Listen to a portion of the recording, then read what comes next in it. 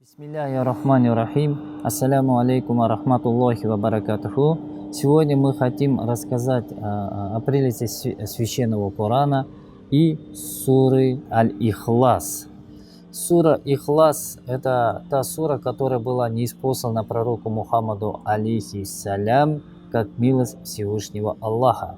Тот человек, который изучает эту суру, знает его смысл и со смыслом его читает, будет получать большой саваб перед Всевышним Аллахом и защиту от Всевышнего Аллаха.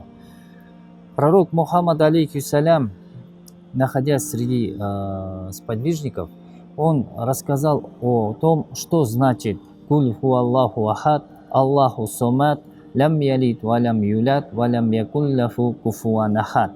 Когда он это рассказал, то многие сподвижники в это время плакали, потому что эта сура описывала все сифаты Всевышнего Аллаха. Однажды, значит, этот хадис приводится у имама Бухари, ан Аиша ради Аллаху анху, где говорится, значит, о том, что человек, совершая намазы, после дополнительной суры он также еще читал сурату Ихлас.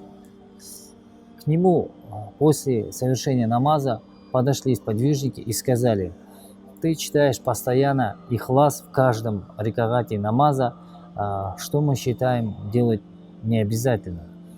Тогда они об этом рассказали пророку Мухаммаду алейхиссалям. Когда же пророк Мухаммад алейхиссалям спросил его, почему ты так делаешь, тогда он сказал, что искренне полюбил эту суру и хочет читать его в каждом рикагате намаза.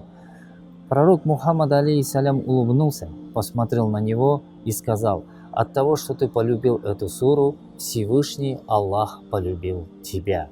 Поэтому, братья и сестры мусульмане, сурату Ихлас мы должны читать искренне, мы должны знать его значение и от всей души любить Всевышнего Аллаха в этой суре. Если мы научимся это делать, то тогда Всевышний Аллах будет с нами рядом, будет нас оберегать и защищать. Всевышний Аллах в Священном Коране говорит: «Куль фу Аллаху ахад», скажи, что Аллах един. Скажи: Аллаху самат, Аллах вечный.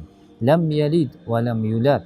Всевышний Аллах говорит, что Всевышний Аллах, Он не рожден и никого не родил. Ва лям якун лаху куфуан ахад. И никто не может быть с ним равным. Многие муфасиры, многие мухаддисы, которые, значит, дают какое-то объяснение этой суре, они, значит, говорят о том, что один аят можно толковать или объяснять, или делать комментарием следующим аятом. Почему Аллах един? И тогда отвечаем: Аллаху самат, потому что Аллах вечный. Почему Аллах вечный? Потому что лям ялид ва лям юлят, потому что Аллах не рожден и не родил. А почему Он не рожден и не родил? Потому что валям якулляху куфуан ахад, потому что нет никого ему равных. А почему никого нет ему равных? И тогда Исмаил ибн Касир делает этому аяту следующий тафсир: вакуль ху Аллаху ахад, скажи, что Аллах един. То есть эта сура, сурату Ихлас, говорит о особенностях качеств Всевышнего Аллаха. И если мы эту суру будем знать хорошо, то мы будем чуть ближе к Всевышнему Аллаху. Ассаляму алейкум ва рахматуллахи ва баракатуху.